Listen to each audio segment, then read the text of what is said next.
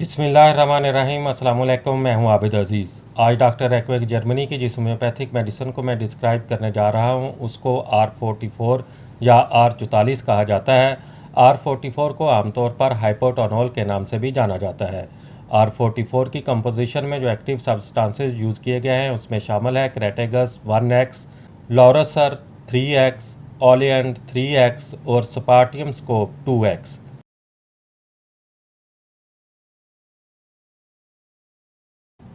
R44 को low blood pressure की दवा के तौर पर जाना जाता है। अगर दिल के फेल की कमज़ोरी हो और ब्लड प्रेशर का कम हो जाना हो, दिल की कमज़ोरी, सर का चकराना, सर दर्द, जिस्म में हरारत की कमी, सांस की तंगी, तबीयत डूबी हुई महसूस हो, जहनी और जिस्मानी नकाहत, थकावट, दिल की तेज़ धड़कन, दिल का डूबना, फ़िक्रमंदी, खून की कमी, गिर पड़ने का खौफ, दिमाग का सुन्न हो जाना और नब्ज़ का कमज़ोर चलना, इन तमाम अलामात में R44 का इस्तेमाल मुफीद और मौसर है।